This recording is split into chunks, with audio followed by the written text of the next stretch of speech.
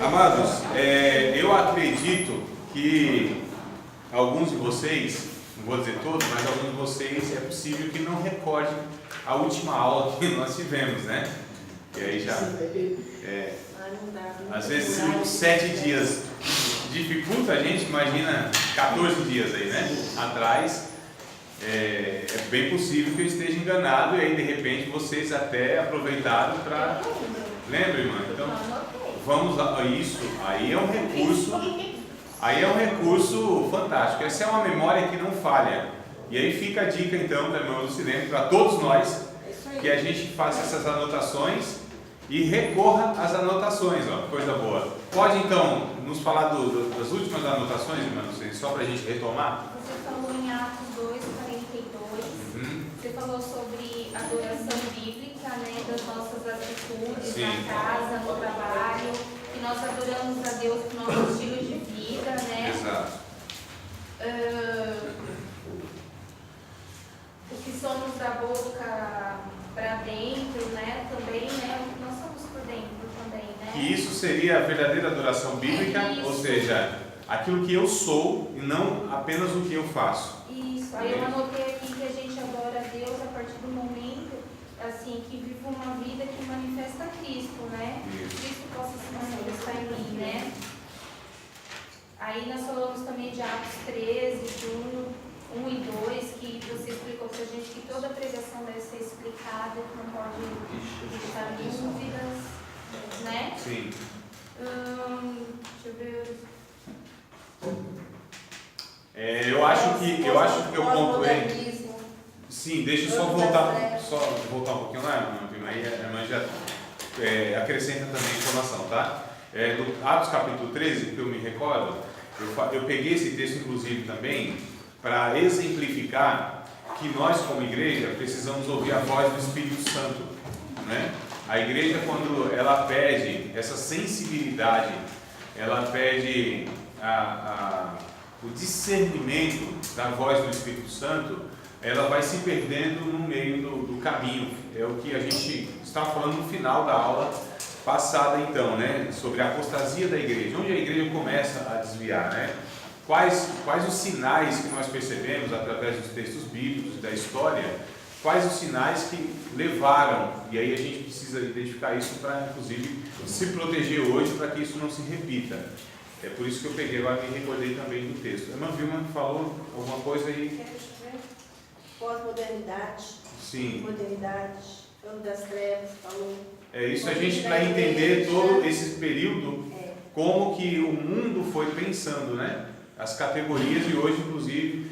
Amados, nós precisamos entender a nossa época, tá certo? A gente precisa entender o contexto que a gente vive, porque a igreja não pode ser alienada, ela não pode achar que ela vive num mundo separado, né? Ela é uma redoma, onde lá tem lá o seu povo que vive de tal forma, esquecendo-se da realidade, não faz conexão com o mundo.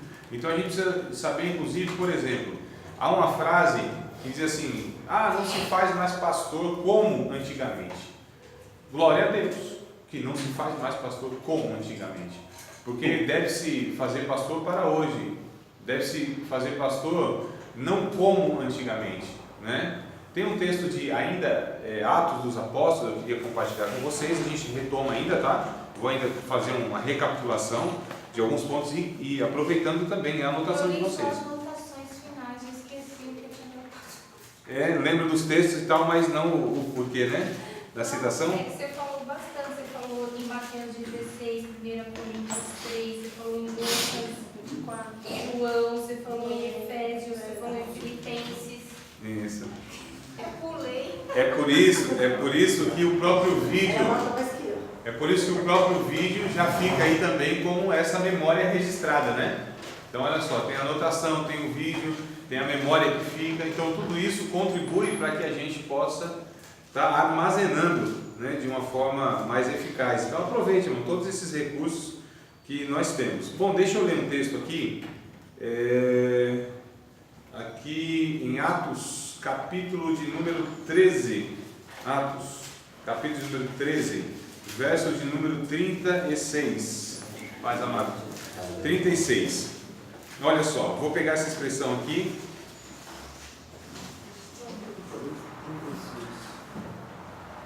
13 e 36 de Atos. É recapitulando a aula passada, tá?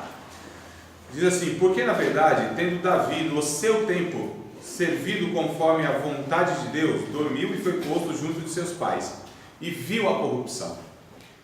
Em outra versão, está escrito como Davi, ele serviu a Deus na sua geração. Tem aí? É Davi. O Davi, tu Davi? Esse Davi aqui. Porque, na verdade, tendo Davi servido a sua própria geração. A sua própria geração, olha só. Então, nós precisamos de pastores, líderes, né, da igreja, que eles entendam a sua geração, sirvam a sua geração. Essa geração só pode alcançar essa geração. Então, a gente não pode esperar que cristãos 30, 40 anos atrás, eles de fato dê conta dessa geração. Porque é uma mudança muito brusca que a gente sofre a cada aproximadamente 6 anos. Isso é a própria sociologia que identifica. Antes nós tínhamos a gente contava uma geração para outra geração, fala assim, não, na minha geração, eu estava falando então há 40 anos atrás. Essa era a contagem, né? De 20 anos para cá isso mudou. Então, há 20 anos atrás, quando falava assim, não, a minha geração, eu estava falando em torno de 10 anos. Ou seja, diferença de 10 anos, contava-se uma geração diferente. Olha o salto que nós demos, de 40 para 10. A diferença entre uma pessoa antes era de 40 a 40 anos para falar. Essa é uma geração, essa aqui é outra geração. Essa aqui, ela tem uma cabeça que funciona de tal forma, mecanismo, categoria de pensamento, ela lida com o mundo, tem uma cosmovisão diferente da outra, mas isso a partir de 40 anos de diferença. Isso há 20 anos atrás caiu para 10.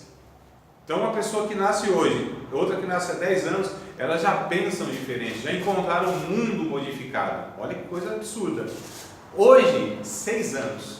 Ou seja, se eu tenho um filho de 6 anos e outro está nascendo agora, já são de gerações diferentes. Se é um de 4 anos e um de 10, são gerações diferentes. Percebam, amados, como que a gente não dá conta e a gente precisa entender tudo isso.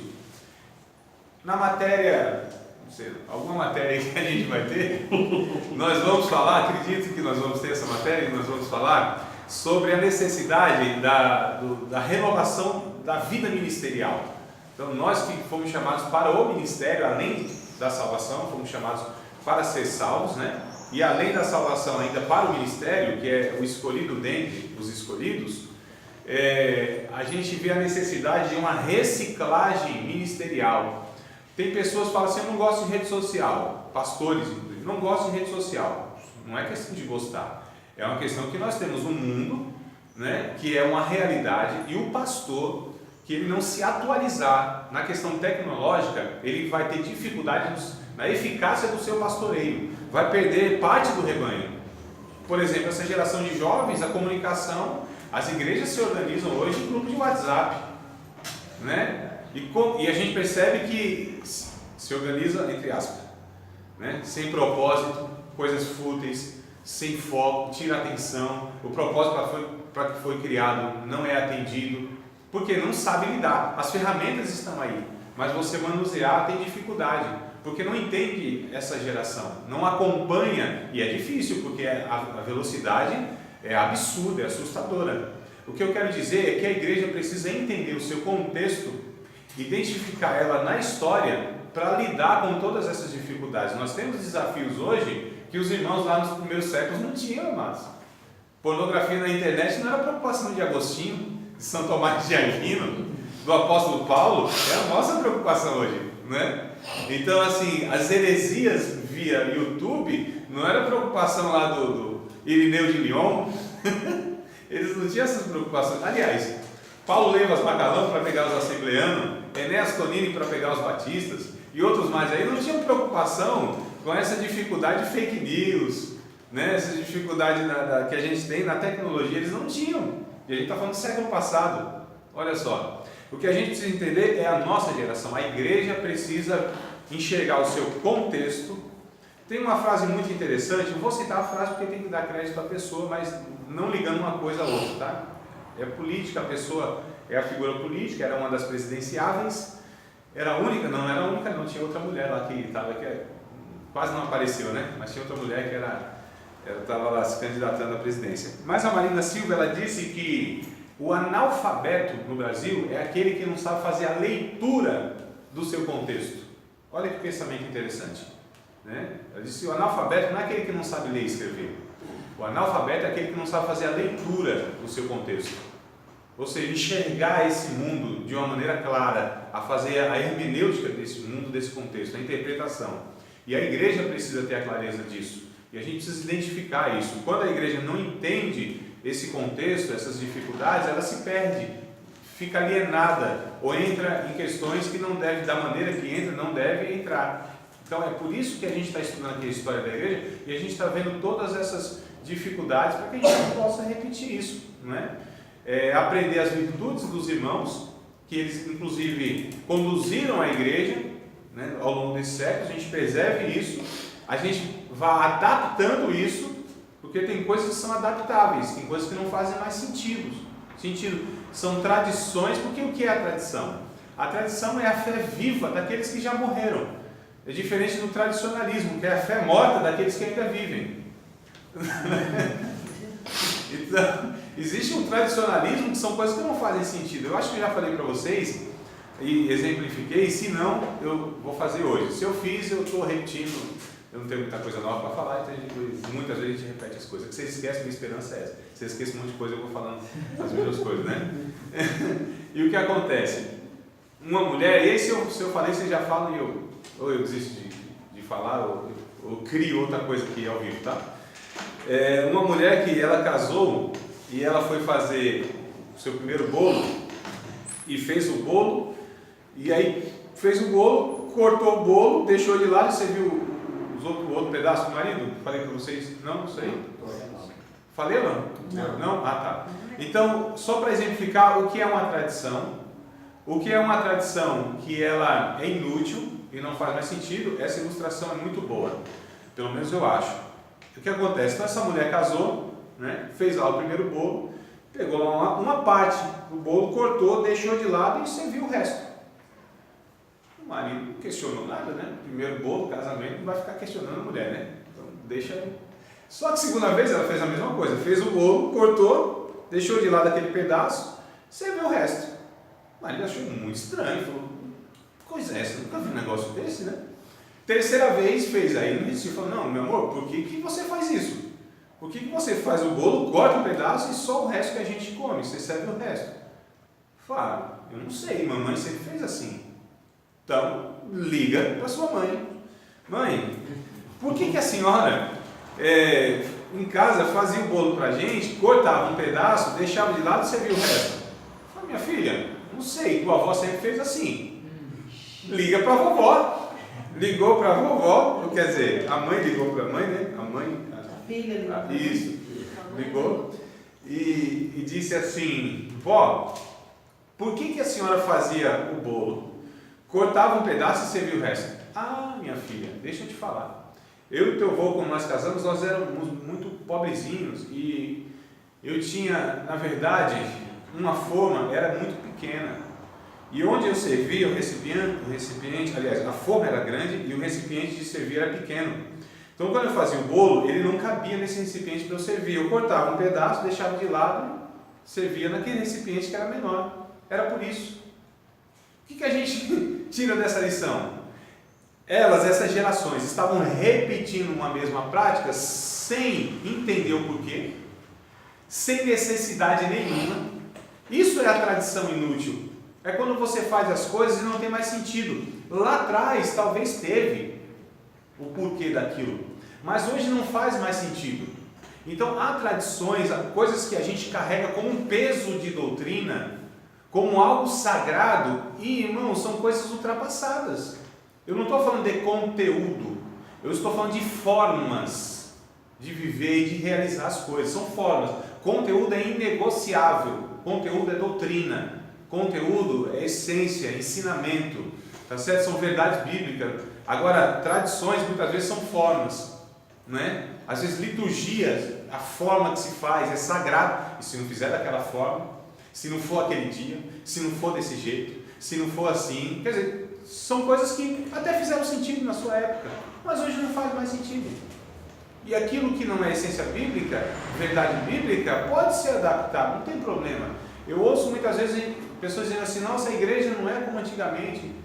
Isso quer dizer o quê? Quer dizer que toda mudança é ruim? Quer dizer que tudo que se fazia antigamente era absoluto e absolutamente correto? Não, né? Nós mudamos, quem é o mesmo? Só Jesus não muda. Mas nós precisamos, inclusive, há uma necessidade de adaptação para não ficar alienado.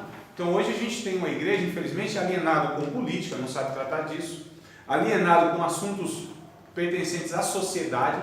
Nós não sabemos tratar de um monte de coisa e a igreja é toda perdida, que deveria trazer a resposta para o mundo, não consegue trazer, né? Porque não foi entendendo a sua geração.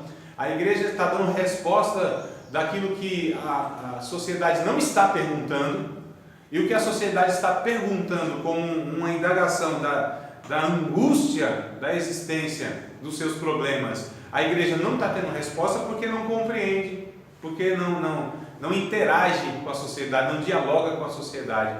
Então a história da igreja, a gente vai percebendo que ela teve desvios quando ela não entendeu esses contextos, não entendeu o mundo sendo transformado e ela não se adaptando, irmãos, não se moldando ao pecado do mundo, que é o que Paulo diz para a gente não fazer lá em Romanos 12. Não se amoldeis a este mundo, não é isso que eu estou dizendo. Não é o sistema pecaminoso. Eu estou falando em ter uma cosmovisão e entender por que nós perdemos a educação. Porque nós desprezamos a educação.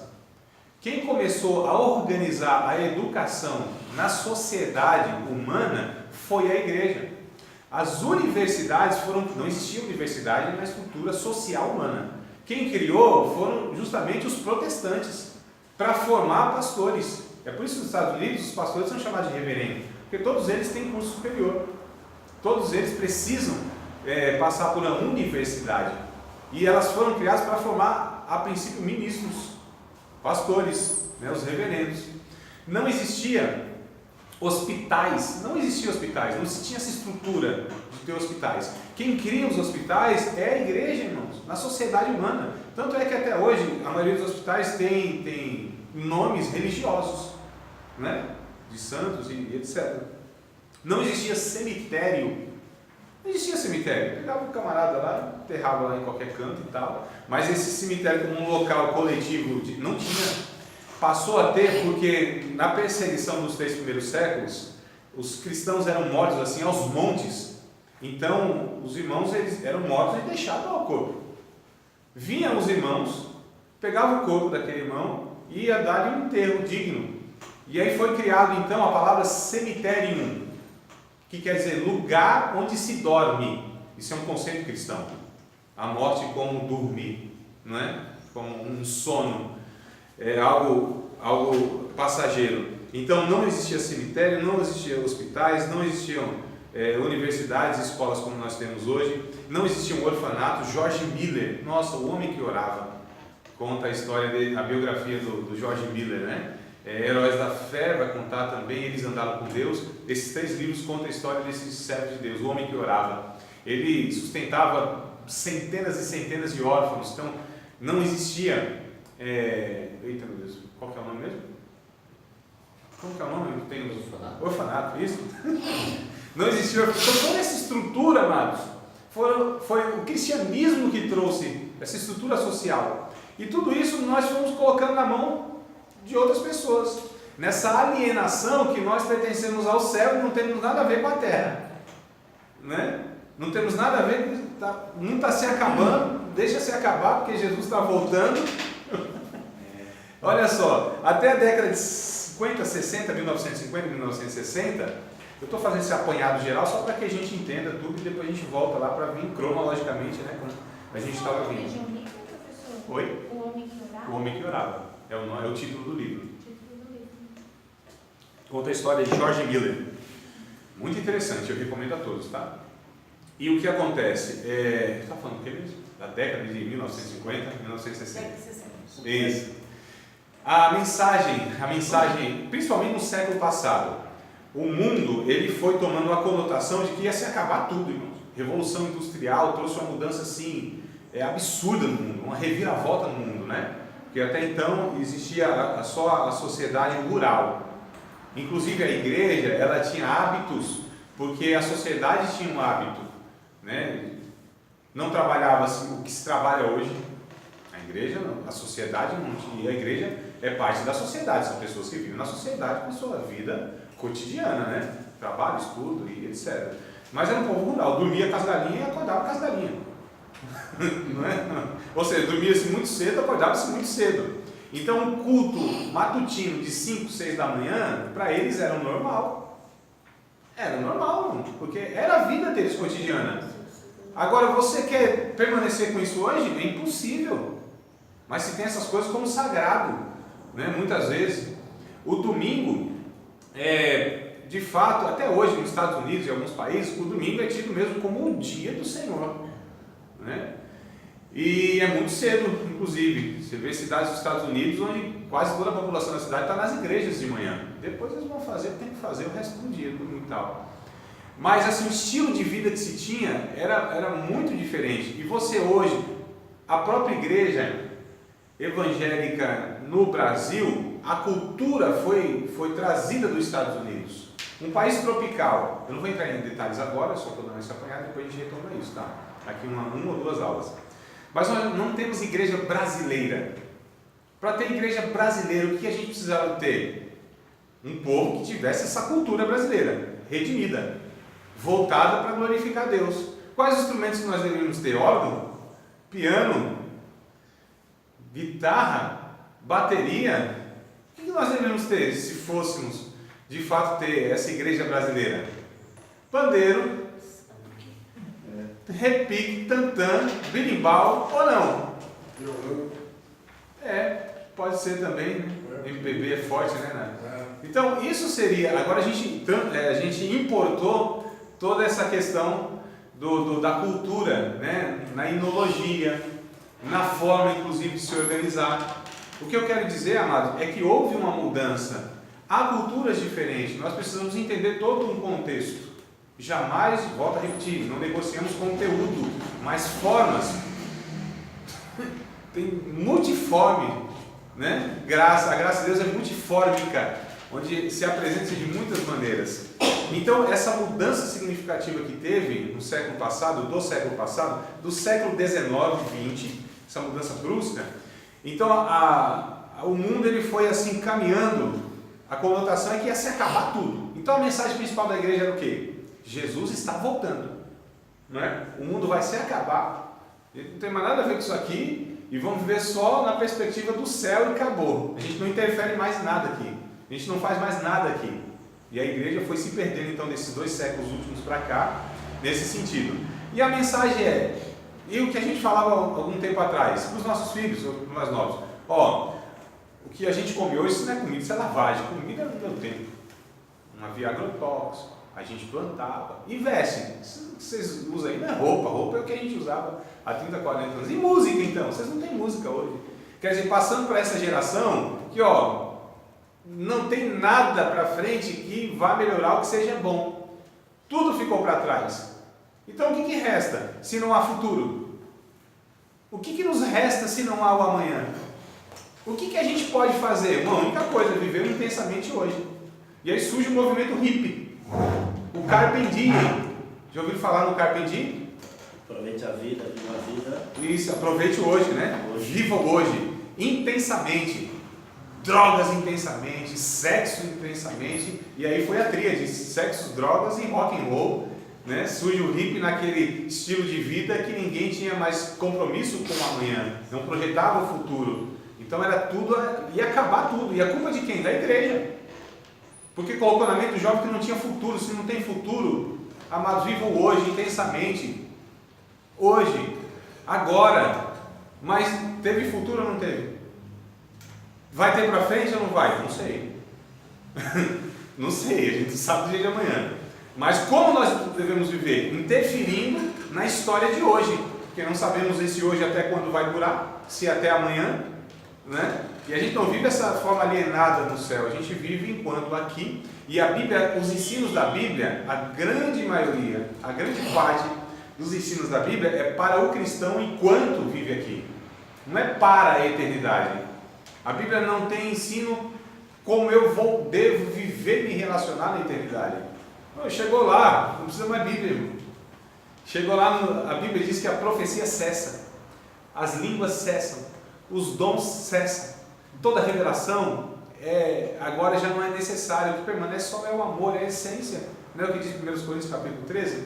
Então o ensino da Bíblia é para cá, como a gente vive aqui, socialmente, na família, na profissão, interferindo na política, na sociedade em geral, mitigando o sofrimento da humanidade, apontando a luz no fim do túnel, não é? Então a Bíblia tem ensino para cá, para como eu, como um redimido, como um discípulo de Cristo, como um cidadão do céu, que também sou esse cidadão da terra enquanto aqui estou, ajo aqui, interfiro aqui, mostro aqui a glória de Cristo. E aí a gente pega a fala de Jesus no Mateus capítulo de número 5, né?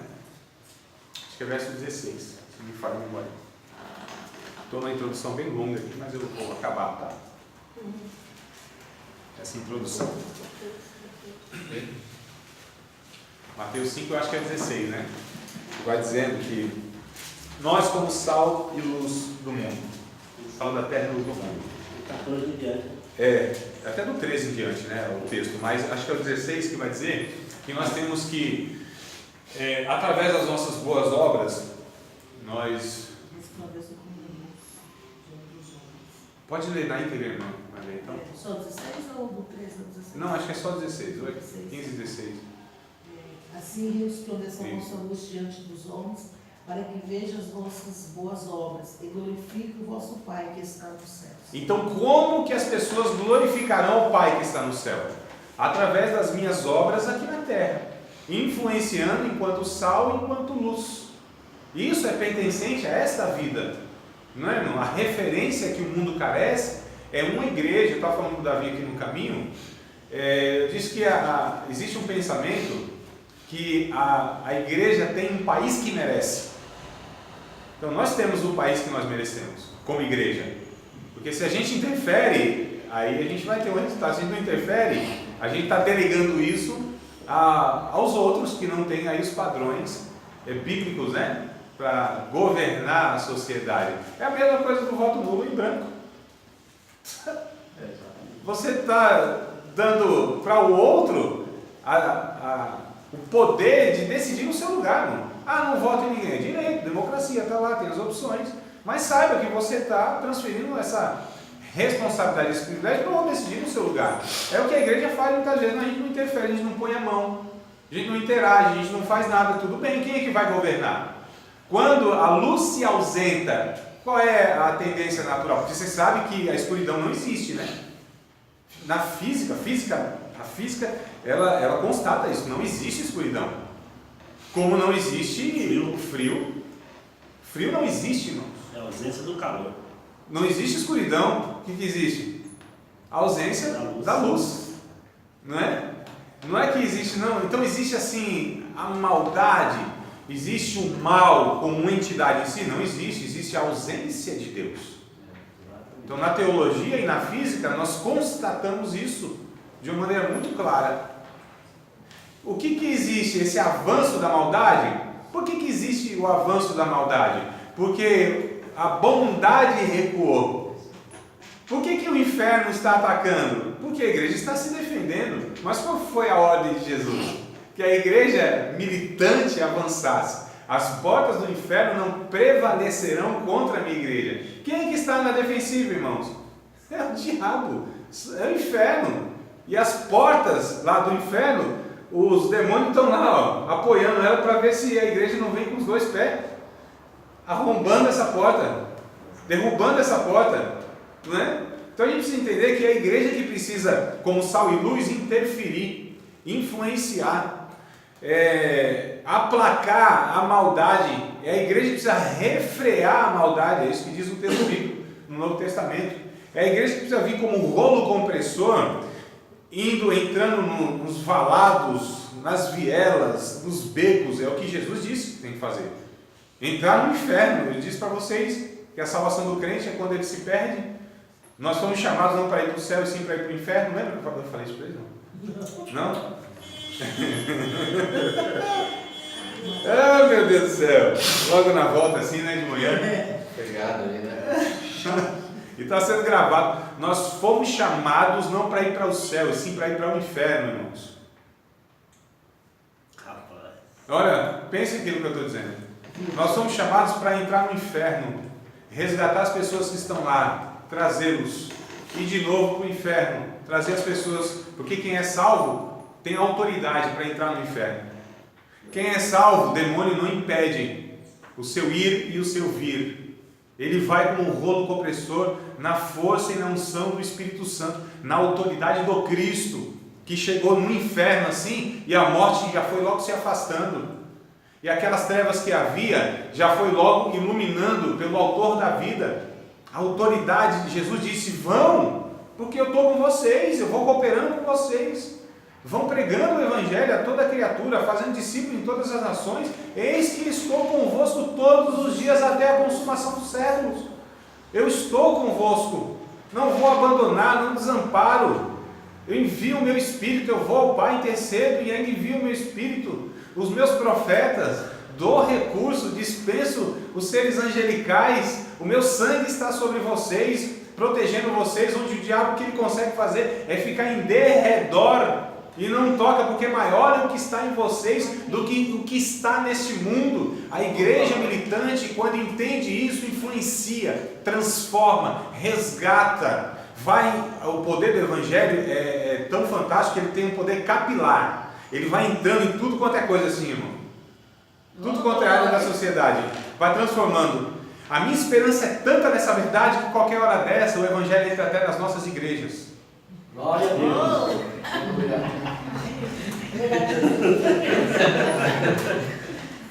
Isso aí está gravado, né? É minha esperança, Marcos. O Evangelho de Jesus. Chegando, já pensou, pastor? O Evangelho penetrando assim, ó, nas nossas comunidades de fé, transformando todas essas pessoas que estão reunidas nesses lugares em discípulos genuínos de Cristo, representantes de Deus, que é chamado da igreja de Cristo. Já pensou que transformação na história nós faríamos? Foi feito já na história isso. Na época de Calvino foi feito isso em Genebra, na França. Já foi feito isso através da reforma protestante com Martinho Lutero, essa revolução. Já foi feito isso na época dos apóstolos, quando Paulo chegou lá num lugar e disse assim, ó, esse povo aqui, ó, é igual esse cidadão que tem revolucionado. Eles têm constrangido o mundo, têm perturbado o mundo. É esse populacho, esse povinho aí, ó, transtornaram o mundo romano, irmãos.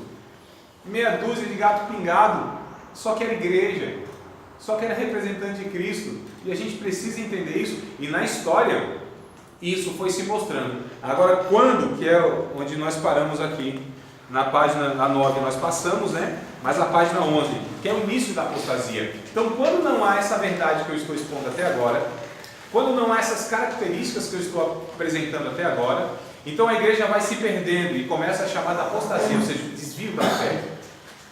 Página 11. Início da apostasia. Aí aqui eu não tinha lido para vocês, né?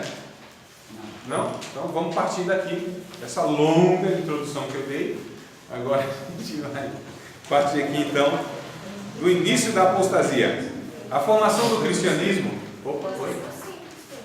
Leu? Ah, então eu perguntei se você sabe que não. A gente já está na página 12. Então tá bom.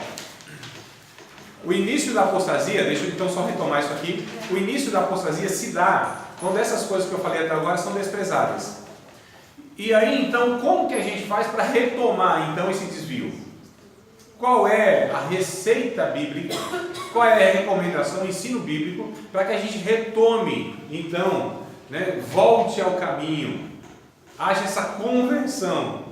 Porque a igreja precisa se converter. A igreja precisa de conversão também, tá certo? Que é um processo de resgate. Quando se despreza que a salvação é um processo, embora seja um ato passado, presente, mas também é futuro, a Bíblia traz, né, a salvação nesses três estados verbais, passado, presente e futuro. Nós fomos salvos, nós somos salvos e nós seremos salvos. A Bíblia traz esses três. Oh meu Deus, estou perdendo aqui a conjugação do verbo. 3 tempos. 3 tempos, obrigado. Que palavra difícil, né? Tempos. 3 tempos. Então, como que a gente faz aí? Por isso que é bom ter o professor na sala. Vamos lá, na página 12. Então, em Mateus 22:16, podemos ver o reconhecimento que as pessoas fazem do ministério de Jesus. E, de novo, deixa claro que era o ensino. É o que nós falamos na última aula, né? Sobre como que no desvio da igreja a gente retoma ela através do ensino, através da instrução, que eu dei ênfase na última aula, agora até eu estou me lembrando. Eu dei ênfase na última aula que o ministério de Jesus era basicamente ensino. Jesus não tinha um método de pregação como nós temos. Foi isso, né? Está anotado aí. Isso, agora eu estou entrando nos trilhos. Eu desviei e agora estou voltando também, mano. Então, olha só. Jesus tinha um método de ensino.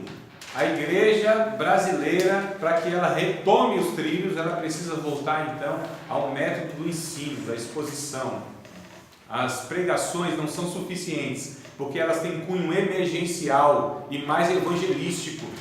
Agora, para os salvos, irmãos, tem que ser um cunho de instrução, que é o método que Jesus sempre usou. Quando nós pegamos todos os textos que está anotado na apostila e que nós vimos na aula passada, vai falar você pega o Sermão do Monte, capítulo 5, verso 2 até o capítulo 7, verso 29.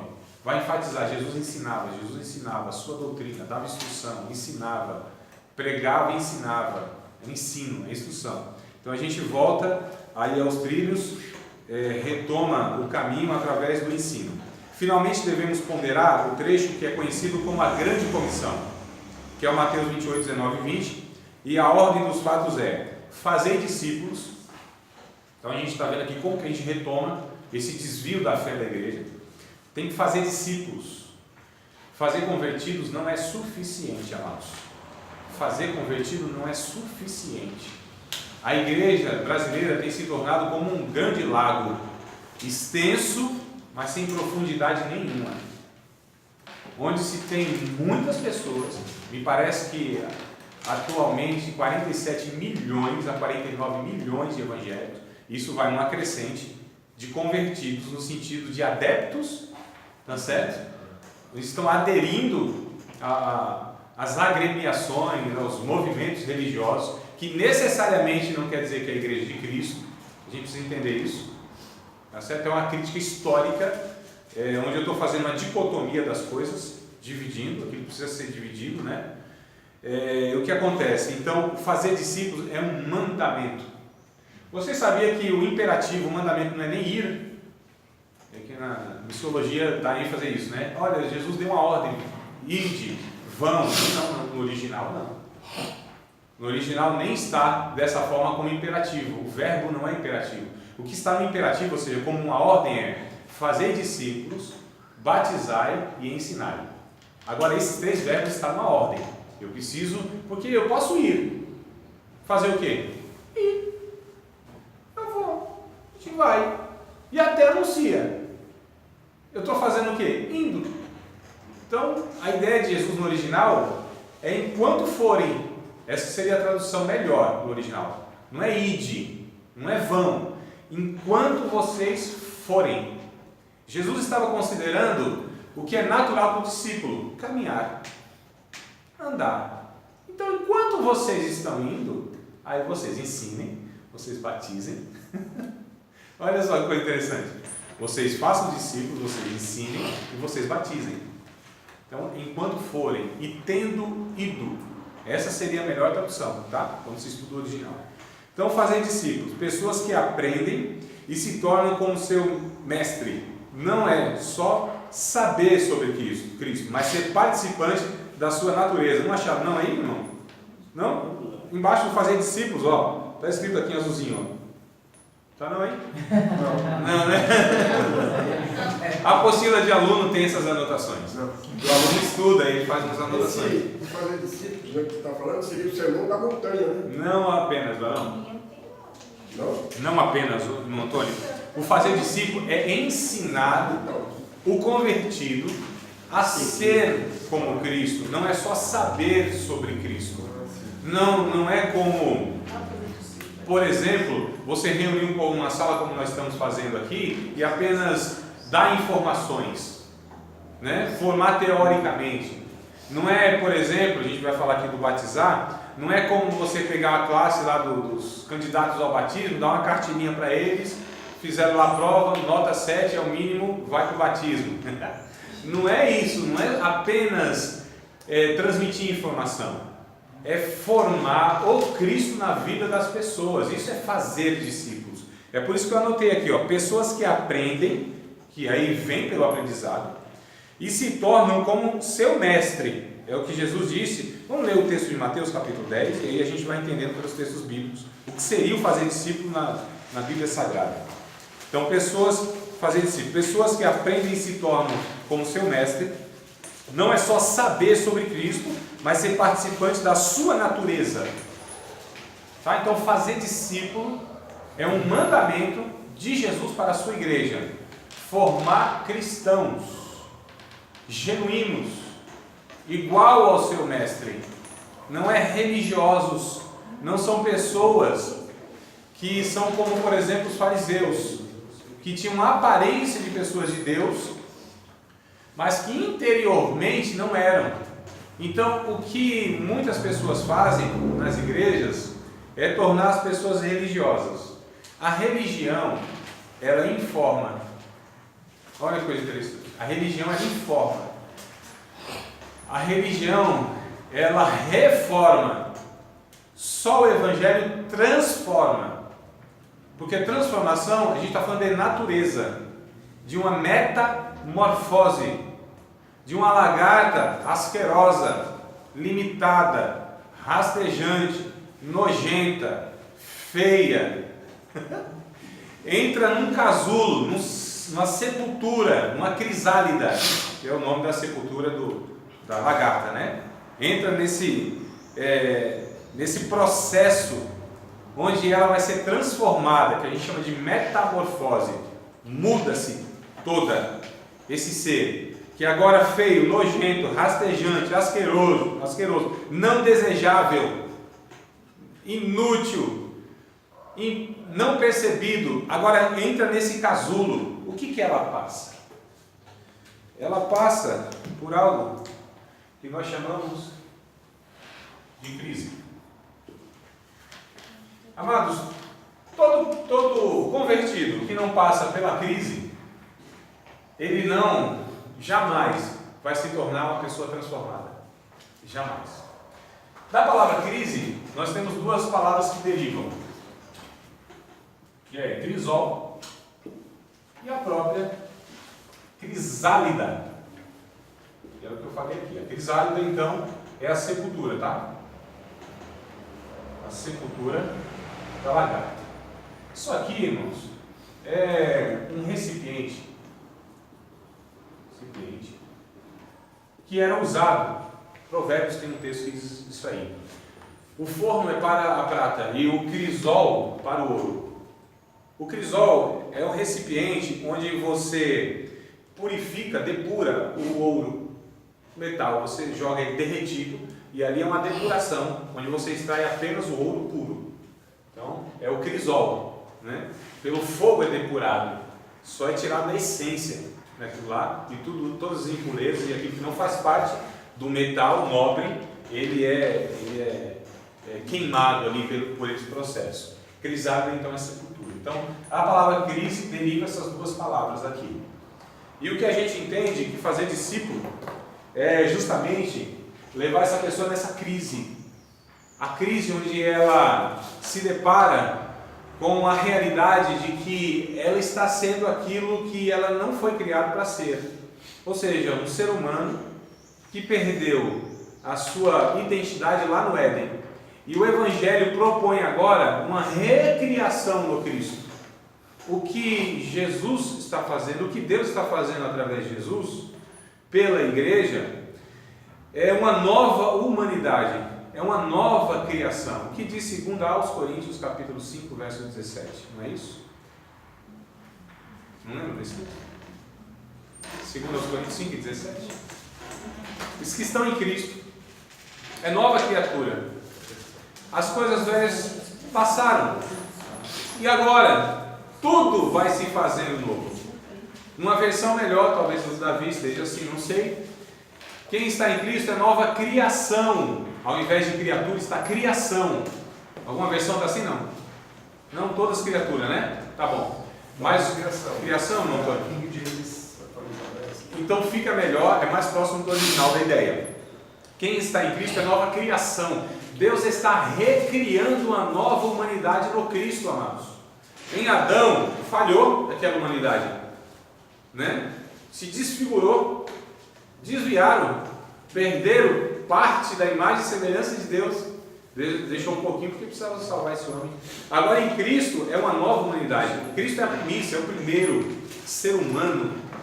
O ser humano que deu conta. O ser humano, mais ser humano que já existiu nessa criação. Mais ser humano que o Adão. O Jesus foi o mais ser humano do que o Adão. Muito mais. Isso, 1 Coríntios capítulo 15 vai dizer.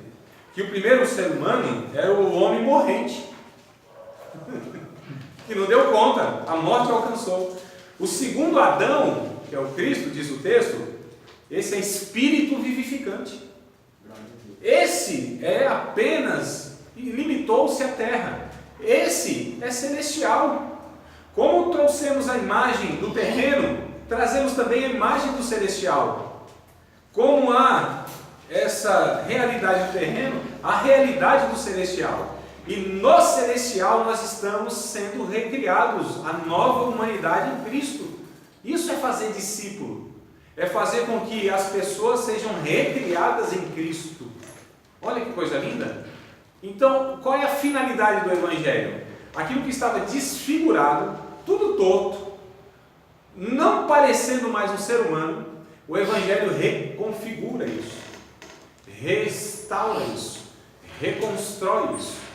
Olha, reaviva isso, restitui tudo isso. E aqui está um novo ser humano, verdadeiro, a imagem e semelhança de Cristo. Até que chegamos à medida e à estatura do varão perfeito, igualzinho ao Cristo. E a gente entende então que fazer discípulo é fazer pessoas que se pareçam com Cristo. Quanto mais parecido com Cristo, mais ele tem de salvação. Quanto menos parecido com Cristo, mais ele tem a aparência de um religioso. São pessoas que aparentemente são mais dentro, interiormente, que é questão de natureza, não é de aparência. Não é uma reforma. Não é uma pessoa bem informada que tem uma doutrina certinha, né? Que sabe que não deve se idolatrar, se prostituir, mentir e tal. Não são essas coisas. É uma pessoa que a sua natureza ela foi transformada, ela participa da mesma natureza. Vamos ler o texto de Mateus, capítulo de número 10, verso 24 e 25. Irmão Antônio Tu, eu esqueci o nome, o sobrenome. Irmão Antônio Gimenez. Irmão Antônio Gimenez, procure 2 Pedro 1,4. Só irmão Antônio. O restante, Mateus 10, 24 e 25. 2 Pedro 1,4. Irmão Paulo Teodoro Assembleano, porque tem o Batista, né? Pastor, por favor, ache aí Efésios capítulo 4, verso 11 ao 16. Irmão Antônio Vettoretti, ache, por favor, João capítulo 15, verso 1 a 8.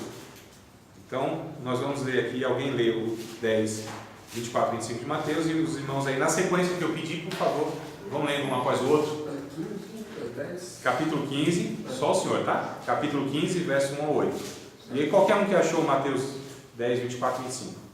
Não é discípulo mais do que o mestre, nem o servo mais do que o seu senhor. Basta ao discípulo ser como seu mestre, e ao servo ser como seu senhor. Se chamaram Beelzebul ao pai de família, quanto mais aos seus domésticos. Isso. É interessante que Jesus está alertando. Olha, o discípulo, ele é igualzinho ao seu senhor, ao seu mestre. O servo é igualzinho ao seu senhor. O mestre, o rabi, na antiguidade do judaísmo, ele ia caminhando. Isso é fazer discípulo. Ele ia caminhando, ele ia andando, se ensinava na vida. Se ensinava na vida, amados, no dia a dia, no compartilhar da vida, na relação. Então ele ia andando. Jesus mostra que ele também fazia isso. Ele ia andando. E os discípulos atrás, a figura, imagine aqui a figura, aquele enxamezinho de discípulos, de 12 lá atrás, Jesus andando. Tá. E aí parava, os discípulos paravam. Opa, o mestre parou, vou parar todo mundo. Aí Jesus falava assim, vocês estão observando, ó, os passarinhos? Trabalham, confia, e Deus cuida deles. E esses lírios aqui, vocês estão vendo?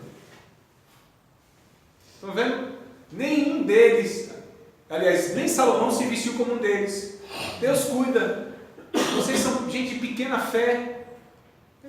Ensinou, continua andando.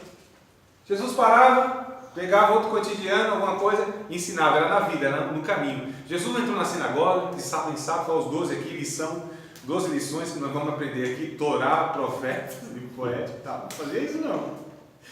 E aí, à medida que ele ia andando nas terras, nas estradas empoeiradas, os discípulos iam ficando com o pó do seu mestre neles, impregnando.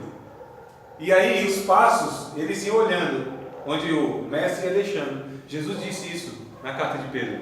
Eu dei o exemplo, eu deixei as minhas pisadas para que vocês seguissem.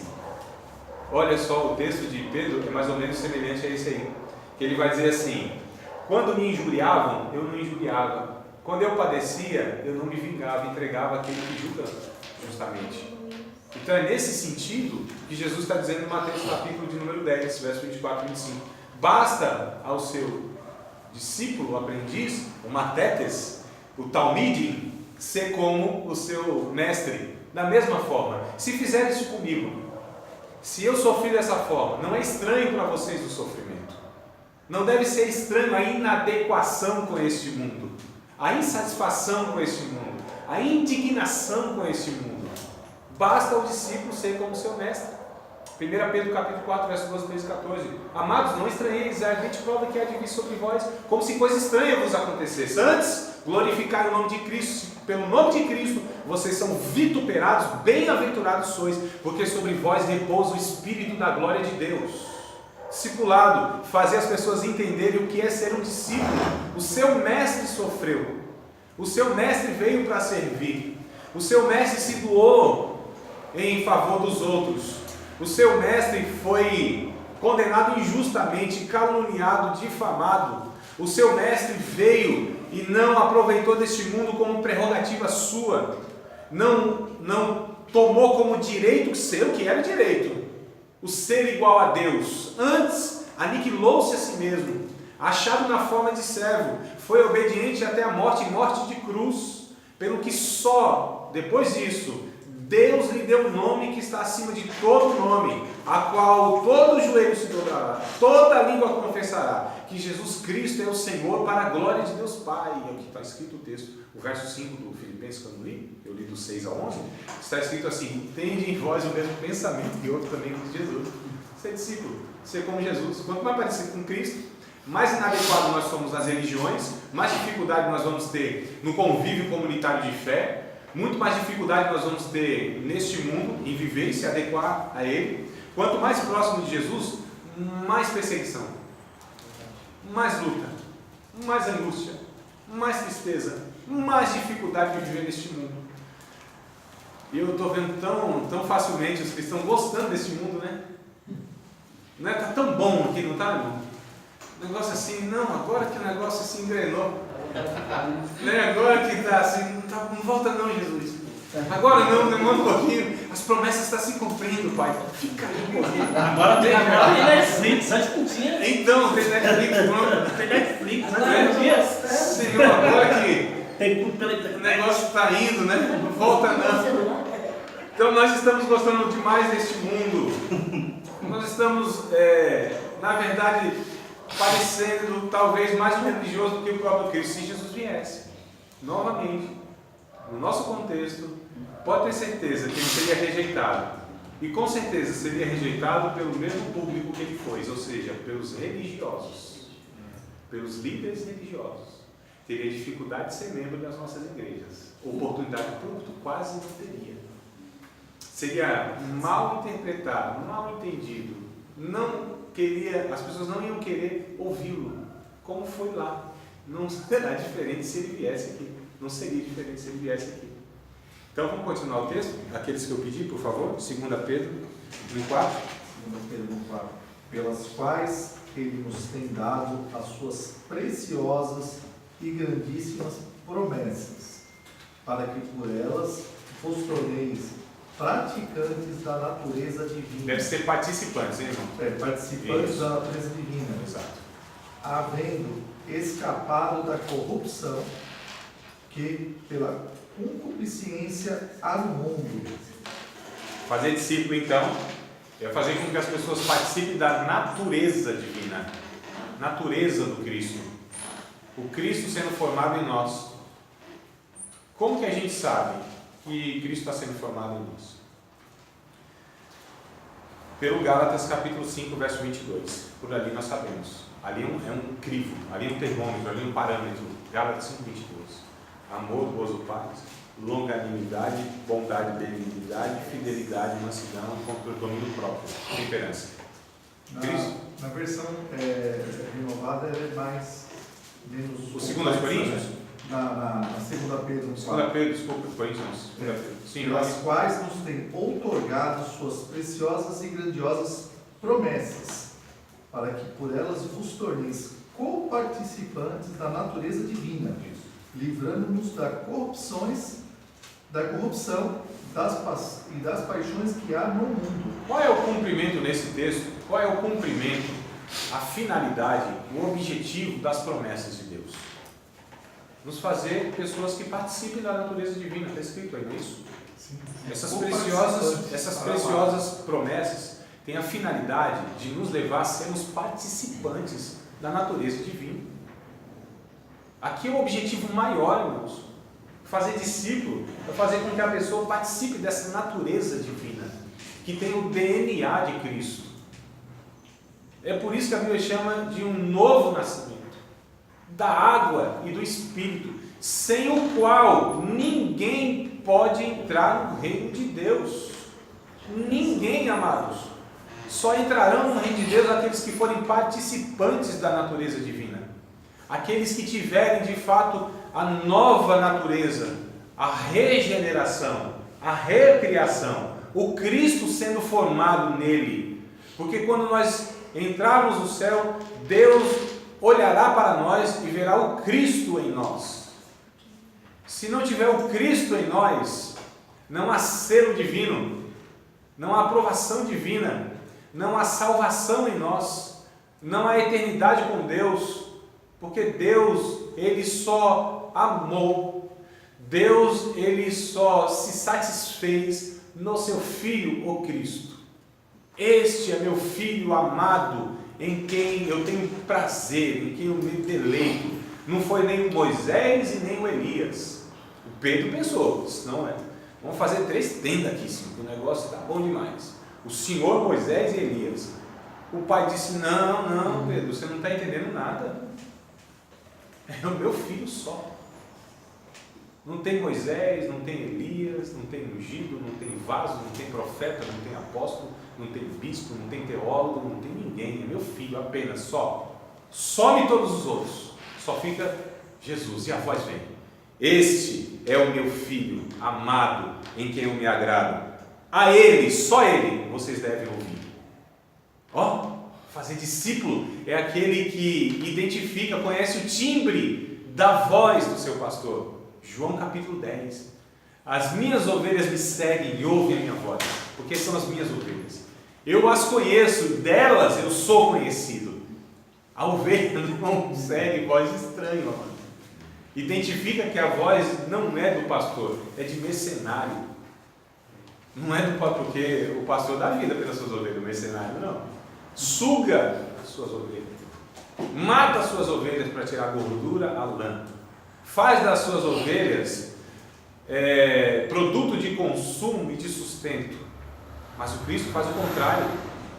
Ele, inclusive, é a própria porta, a qual as pessoas encontraram a liberdade de entrar, sair e acha pastagem nisso, alimento.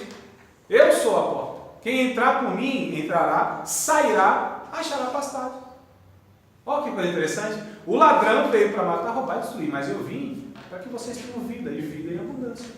Então, o discípulo de Cristo tem vida e abundância, parece-se com Ele, tem a mesma natureza, está o Cristo sendo formado nele, a salvação é evidente por conta disso. Quanto mais se olha para um discípulo de Cristo, mais se enxerga o Cristo e menos o discípulo. O discípulo vai sumindo e Cristo vai se agigantando, a ponto de as pessoas olharem assim: nossa, vive igual ao Cristo, fala igual ao Cristo, o sotaque é igual ao Cristo. Não tem nem como falar que não é, Pedrão. Não conheço, não, que tu fala como ele. Teu sotaque é de um galileu? Não tem, agora já era. Nem nas fraquezas a gente, quando quer negar, não, é tão evidente que o Cristo entrou na tua vida que você fala como ele, vive como ele. Esse povo vai ser chamado de cristãos, é o que diz o Atos 11:26, porque viram que eles viviam de tal maneira que pareciam Cristo, então eles foram chamados de cristianos. Ó, pequenos cristos, seguidores de Cristo, porque viviam, falavam, faziam como o próprio Cristo. Eram os cristos andando na terra. Nós somos Deus andando na terra. Entenda bem essa fala minha, tá? Nós somos o próprio Cristo andando na terra. Onde nós pisamos, Jesus pisa. Quando nós falamos, Jesus fala. Quando nós agimos, Jesus age. Quando nós abraçamos, Jesus conforta. Quando nós estendemos as mãos, Jesus cura e repreende a força do mal. Quando nós paramos para ouvir um angustiado, o próprio Jesus faz isso através do nosso ouvido e ouve a angústia desse. Quando nós intercedemos pela humanidade, o próprio Cristo está nessa intercessão conosco. E esse Espírito geme conosco e leva toda essa intercessão e aí preserva a vida de muitas pessoas que iam se perder. E por causa da interferência do corpo de Cristo aqui na terra, Deus vai refreando a maldade. Porque o que o Martin Luther King Jr., que não sei se todos sabem, mas era um pastor batista, inclusive, ele disse: o que me assusta não é o grito dos maus, é o silêncio dos bons, é a negligência da igreja. Isso é o que me assusta, dizia o Martin Luther King. Irmãos, é um pastor que fez isso aí.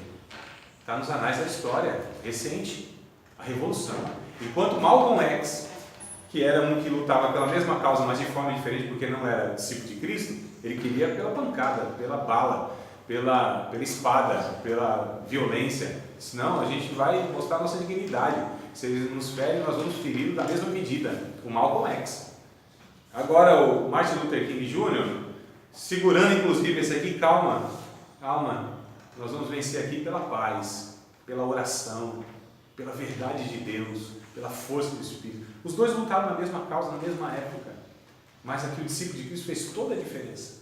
E olha só, amados, o exemplo que nós temos na sociedade, um dos últimos exemplos históricos que nós temos, está aí, o que deveria ser um discípulo de Cristo, transformando a sociedade, trazendo uma dignidade para a humanidade, que estava sendo indigna só pelo fato de uma condição da melanina da pele. O discípulo de Cristo faz isso, né? Vem trazendo o sal e a luz. Amados, vamos para o nosso comercial.